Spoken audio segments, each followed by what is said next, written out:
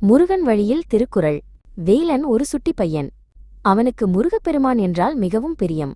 ஒரு மாலை பொழுதில் அவன் தன் பாட்டியுடன் தோட்டத்தில் அமர்ந்திருந்தான். பாட்டி, எல்லாவற்றின் தொடக்கம் எது என்று ஆர்வமாக கேட்டான். பாட்டி புன்னகைத்துக் கொண்டே சுவரில் இருந்த தமிழ் எழுத்துக்கள் அட்டவணையை சுட்டிக்காட்டினார். வேலா, எல்லாம் ஆவில் தொடங்குகிறது. அதை போலத்தான் திருவள்ளுவர் அகர முதல எழுத்தெல்லாம் ஆதிபகவன் முதற்றே உலகு என்று கூறினார். உலகம் இறைவனில் நம் முருகனில் தொடங்குகிறது. மறுநாள் வேலன் சோகமாக வீட்டிற்கு வந்தான். அவனுடைய நண்பன் அவன் பொம்மையை உடைத்து விட்டான். பாட்டி, எனக்கு மிகவும் கவலையாக இருக்கிறது என்று உடைந்த பொம்மையை கையில் வைத்துக்கொண்டு சொன்னான். பாட்டி அவன் அருகில் அமர்ந்தார். கவலையாக இருக்கும்போது முருகனை நினைத்துக்கொள்.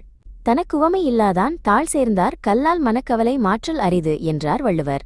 ஒப்பற்ற இறைவனின் பாதங்களை பற்றிக் கொண்டால் உன் கவலைகள் பறந்து போகும். அடுத்த நாள் வேலன் தன் நண்பன் ரவியை பார்த்தான். ரவி மிகவும் குற்ற உணர்ச்சியுடன் காணப்பட்டான். வேலனுக்கு பாட்டியின் வார்த்தைகள் நினைவுக்கு வந்தன. அவனுக்குள் கோபம் இருந்தாலும் முருகனின் கருணையை நினைத்து பார்த்தான்.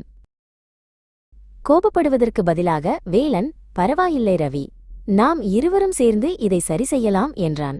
பாட்டி சொல்லிக் கொடுத்த மற்றொரு குறள் அவன் நினைவுக்கு வந்தது. இன்னாசை தாரை ஒருத்தல் அவர் நாண நன்னயன் செய்துவிடல். நமக்கு தீங்கு செய்தவரை தண்டிக்கும் சிறந்த வழி அவருக்கு நன்மை செய்து அவரை வெட்கப்பட வைப்பதே.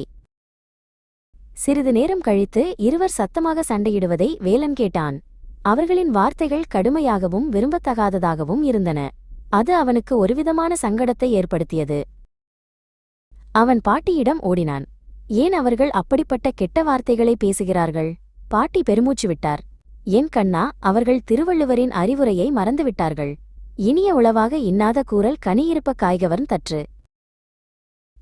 இனிமையான சொற்கள் இருக்கும்போது கடுமையான சொற்களை பேசுவது பழுத்த இனிய மாம்பழம் இருக்கும்போது புளிப்பான காயை உண்பது போன்றது.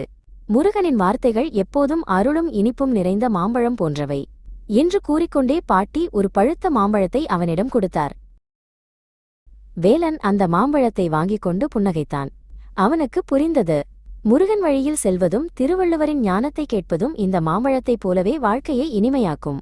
இனி எப்போதும் இனிய சொற்களையும் தாருக் செயல்களையும் தேர்ந்தெடுக்க அவன் முடிவு செய்தான்.